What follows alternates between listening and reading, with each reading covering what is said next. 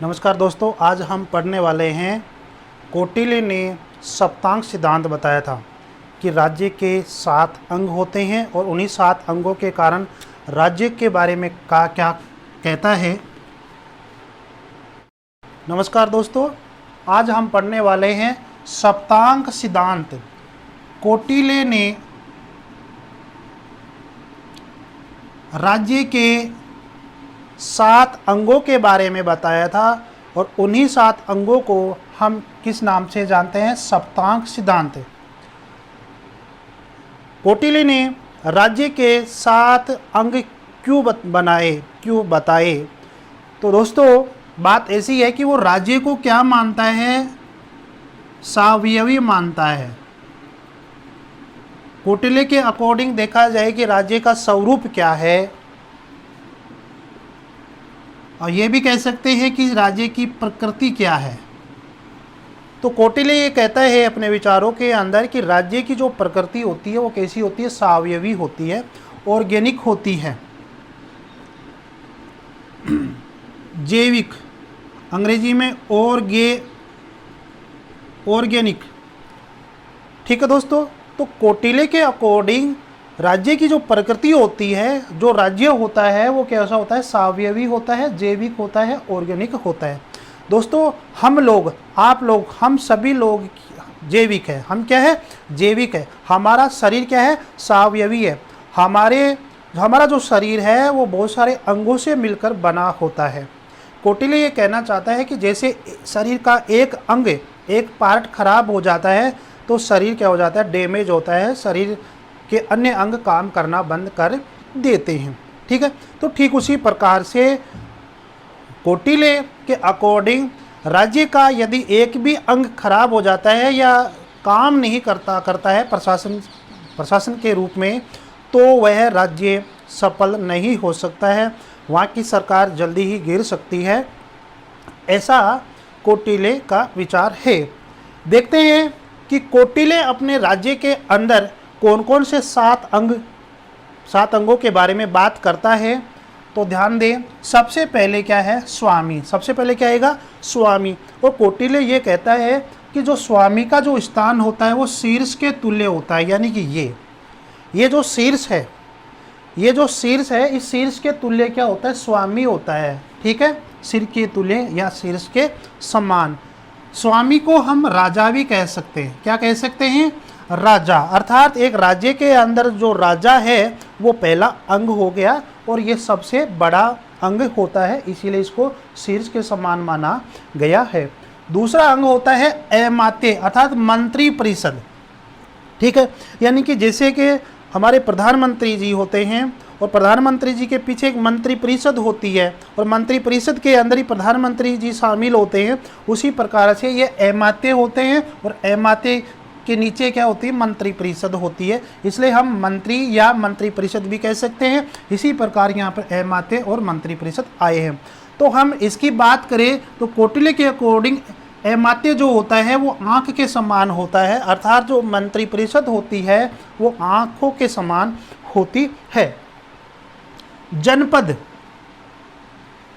जो होता है वो होता है जंगाएं या पैर के समान होता है। दुर्ग, किला को कौटिल्य ने क्या बताया था? बाहें या भुजाओं के समान होता है। एक राज्य की जो भुजाएं और जो बाहें होती है वो क्या होती है? दुर्ग होती है। कोष के बारे में कहता है कौटिल्य कि कोष क्या होता है? मुख होता है राज्य का। दंड, ठीक है, यहाँ दंड का अर्थ किसी को पनिशमेंट देने से नहीं है, या दंड का अर्थ है सेना से। ठीक है, यानी कि सेना जो करेगी वही दंड है। न्याय और अन्याय का फैसला ज़्यादातर यहाँ पर सेना करेगी, ऐसा कौटिल्य का मानना है। तो दंड का अर्थ यहाँ पर सेना से है। तो सेना किसके समान है?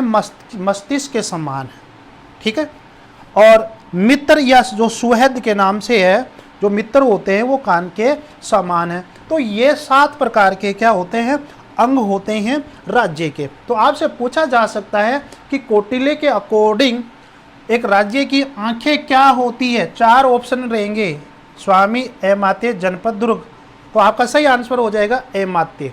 एमात्य ऑप्शन में नहीं आएगा तो क्या आएगा, मंत्री परिषद होगी। आपसे पूछा जाएगा कि कौटिल्य के अकॉर्डिंग राज्य के पैर क्या होते हैं, तो जनपद होता है। कौटिल्य के अकॉर्डिंग राज्य की भुजाएं क्या होती है, दुर्ग होता है। राज्य का मुख क्या होता है, कोष होता है।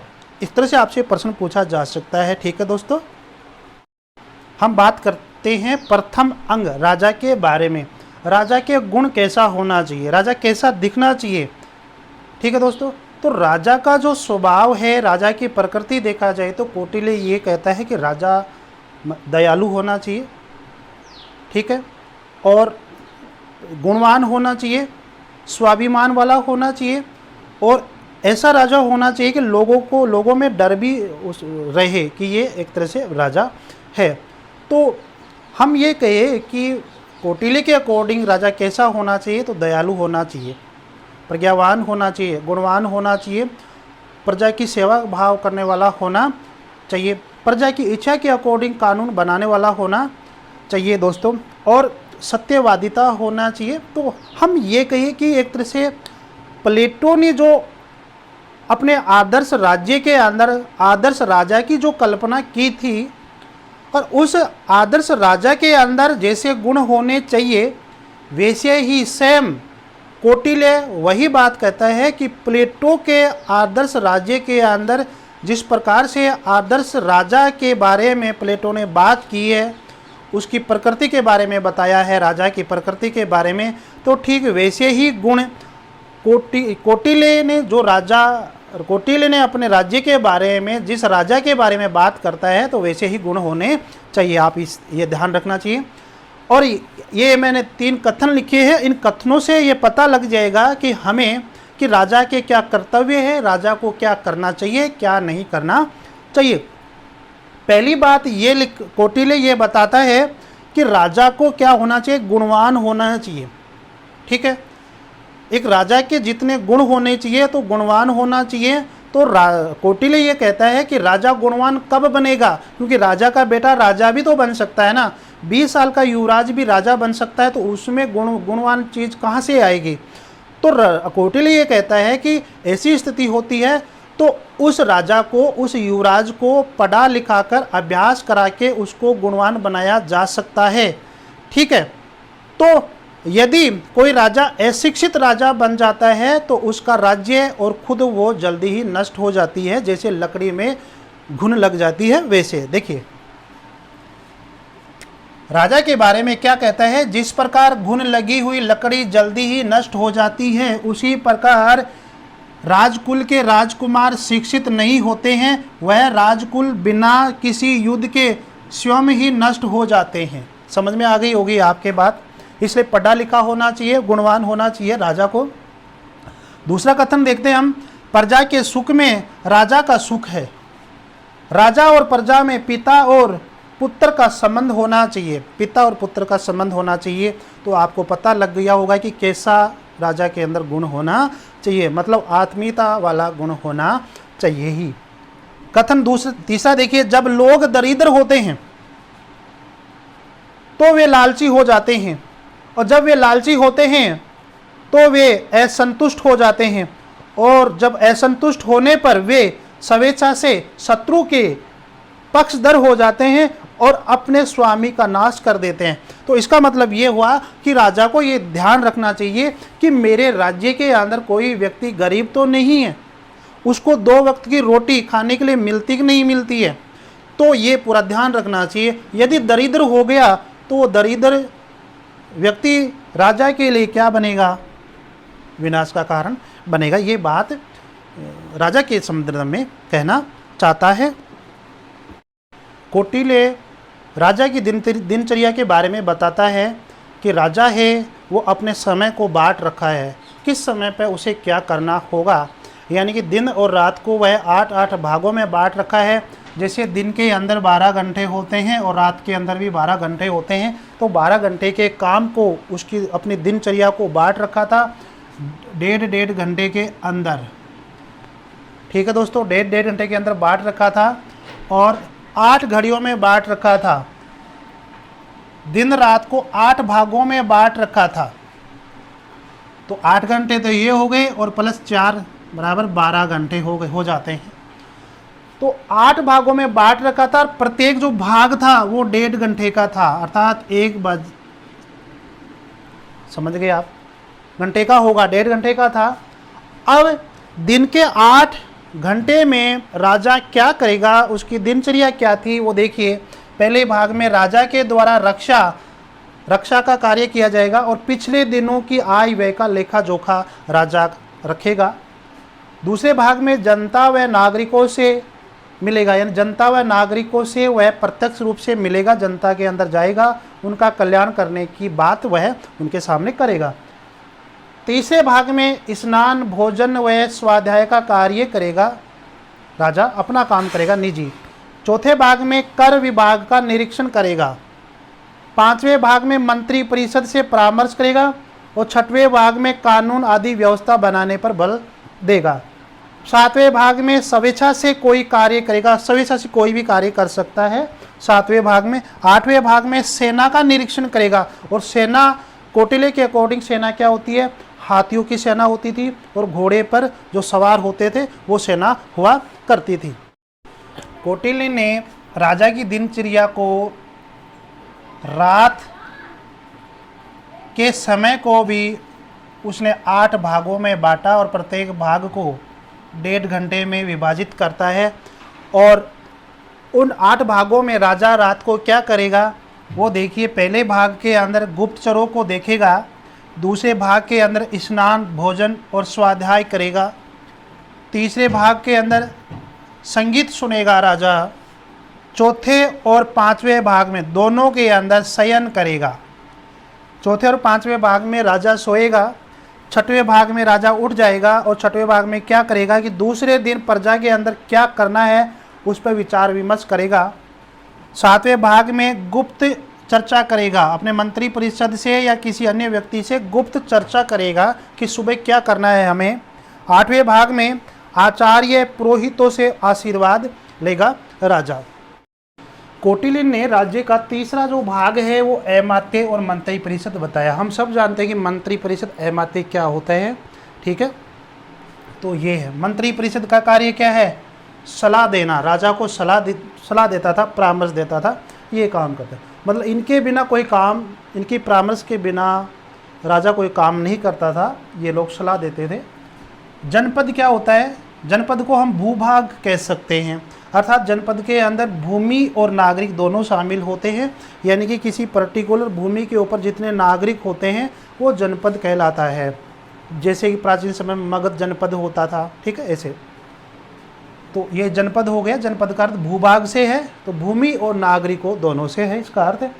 जनपद क्या है, यानी कि कौटिल्य के अकॉर्डिंग जनपद क्या है, जनपद को अगर डिवाइड करके देखते हैं तो पता लगता है कौटिल्य कहना चाहता है कि ग्राम होता है, जनपद के अंदर ग्राम होता है, ठीक है।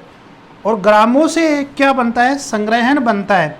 यदि 10 गांवों का समूह हो जाता है तो वहाँ पर एक अधिकारी नियुक्त किया जाता है जिसका क्या नाम है, संग्रहण। और जो 200 गांवों का एक समूह बन जाता है उसको क्या कहा जाता है, खारवटिक। तो वहाँ पर जो एक तरह का जो प्रशासन का जो होता है अधिकारी उसको खारवटिक कहेंगे। 400 गांवों का जो समूह हो गया उसको अपन द्रोणमुख कहेंगे। हम ये भी कह सकते हैं कि 400 गांवों के समूह को द्रोणमुख कहेंगे और वहाँ पे बैठने वाले अधिकारी को भी क्या कहेंगे, द्रोणमुख कहेंगे। कौटिल्य के अकॉर्डिंग दुर्ग क्या होता है, दुर्ग कौटिल्य का मानना था कि उस अर्थशास्त्र में उसने लिखा कि जो दुर्ग होता है, दुर्ग के बारे में क्या कहता है कि दुर्ग की 2 विशेषताएं होती है, दुर्ग विधान और दुर्ग निवेश। दुर्ग विधान का मतलब होता है मुख्य द्वार से, कि दुर्ग का जो द्वार होता है वो मुख्य द्वार बड़ा होना चाहिए, अच्छा होना चाहिए, उस पर चढ़कर नीचे के लोगों को आराम से देखा जा सकता है, ऐसा द्वार होना चाहिए। और दुर्ग निवेश से मतलब है कि दुर्ग के अंदर महल कैसे हैं, भवन कैसे हैं, उनकी खूबसूरती कैसी है, वो है दुर्ग निवेश। तो दुर्ग विधान का मतलब मुख्य द्वार है और दुर्ग निवेश का मतलब दुर्ग के अंदर महल और भवनों से है। अब कौटिल्य के अकॉर्डिंग दुर्ग की श्रेणी कितनी होती है, तो दुर्ग की श्रेणी कौटिल्य के अकॉर्डिंग 4 बताई गई है। पहला देखते हैं औदक दुर्ग, दूसरा है गिरी दुर्ग, जिसे हम पर्वत दुर्ग के नाम से भी जान सकते हैं। तीसरा है धानवन दुर्ग, ठीक है, या रेगिस्तानी दुर्ग भी कह सकते हैं, वन दुर्ग, ठीक है। अब देखते हैं कि औदक दुर्ग कैसा होता है। तो दोस्तों जो पानी के पास होता है, जो तालाब के पास होता है, उस दुर्ग को हम किस किस श्रेणी में लेंगे, औदक दुर्ग लेंगे।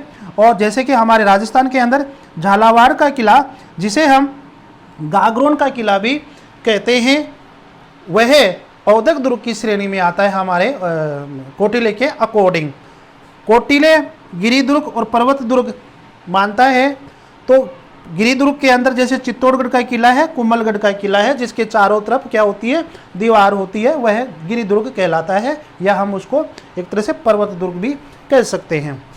धानवन दुर्ग जो कि एक तरह से रेगिस्तान में स्थित होता है, जहाँ पर पानी नहीं रहता है और जहाँ पर जाने में बड़ी कठिनाई होती है, ऐसे दुर्ग धानवन दुर्ग की श्रेणी में आते हैं। जैसे राजस्थान में जैसलमेर का किला, वो धानवन दुर्ग की श्रेणी में आता है, और जैसलमेर के किले को हम सोनारगढ़ का किला कहते हैं। यहाँ पर ढाई साका हुआ था, ढाई साका, और साका को जौहर भी कहते हैं दोस्तों, जौहर, ठीक है। तो राजस्थान के अंदर ढाई साका वाला या ढाई जौहर वाला जो किला है, वो है जैसलमेर का किला, जिसको हमें सोनारगढ़ का किला भी कहते हैं। यह जैसलमेर में है, यह धानवन दुर्ग की श्रेणी में आता है कौटिल्य के अकॉर्डिंग देखा जाए तो। और यदि देखा जाए कि ढाई साका कब हुआ था, तो आप याद रखना एक फार्मूला, अलू याद रखना, अलू, या फिर आलू से याद रखें आप। ए का मतलब हो गया अमीर अली खां, अमीर अली खां, अमीर अली खां ने किसके ऊपर आक्रमण किया, राव लूणकरण के ऊपर, लू से लूणकरण, लूणकरण। तो राव लूणकरण जो राजा था जैसलमेर का, तो उस समय अमीर अली ने आक्रमण किया था। तो उस समय ये ढाई साका यानी कि जो आधा जो साका हुआ था, उस समय हुआ। उस समय क्या हुआ था कि पुरुषों ने केसरिया तो किया, लेकिन महिलाओं ने जौहर नहीं किया, इसलिए यह ढाई साका के नाम से प्रसिद्ध है। तो आप ये आलू से ये एक इसे सूत्र से आप इसे याद रखें। वन दुर्ग जैसे कि सिवाना का दुर्ग, वन दुर्ग आपको पता है, जो जंगल में वनों में रहता है, वो वन दुर्ग की श्रेणी में आता है। देखते हैं कोष, आप सभी को पता है कोष क्या होता है। एक राजकोष होता है राज्य के अंदर कौटिल्य के अकॉर्डिंग। तो ये जो राजकोष है, इस राजकोष के अंदर क्या होता था, कौटिल्य कहना चाहता है कि 1/6 भाग, यानी कि जो किसान लोग होते हैं, जो काश्तकार लोग होते हैं, वह अपनी पूंजी का 1/6 भाग इसमें जमा करेंगे कर के रूप में, ठीक है। अगर कोई व्यक्ति व्यापारी है, तो वो अपनी कुल पूंजी का 1/10 भाग राजकोष में जमा करवाएगा। यदि कोई व्यक्ति पशुओं का व्यापार करता है, पशुओं का क्रय विक्रय करता है, यानी पशुओं को खरीदता है और बेचता है, वो व्यक्ति क्या करेगा, 1/50 यानी भाग कर के रूप में अपनी कुल पूंजी का इसमें जमा करवाएगा। इस प्रकार से ये राजकोष का निर्माण होता है, ये बनता है, इसमें पूंजी होती है। और पूंजी आपको पता है कि यह देश की एकता और अखंडता के लिए बहुत जरूरी होती है। विपरीत परिस्थितियों के अंदर पूंजी भी बड़ी काम आती है। कौटिल्य के अकॉर्डिंग ये होता है कोष। दंड, और दंड का अर्थ यहाँ पर सेना से है, दंड का अर्थ यहाँ पे क्या है, सेना से है। और सेना का कौटिल्य के अकॉर्डिंग अश्व सेना और घोड़ा सेना, यानी कि जो घोड़ा रखती थी वह घोड़ा सेना हो गई, और जो हाथी पे रखते थे वो अश्व सेना हो गई दोस्तों। तो एक तरह से अश्व और घोड़ा तो एक ही हो गया,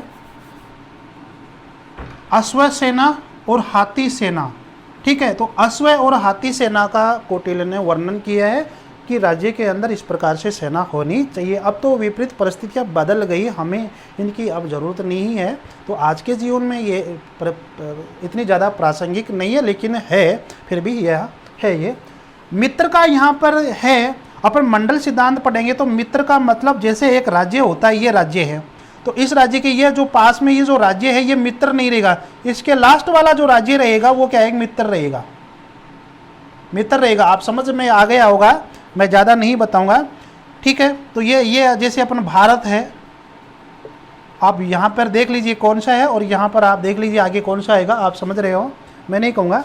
तो ये इधर वाला जो अपना मित्र रहेगा ये क्या रहेगा, शत्रु रहेगा।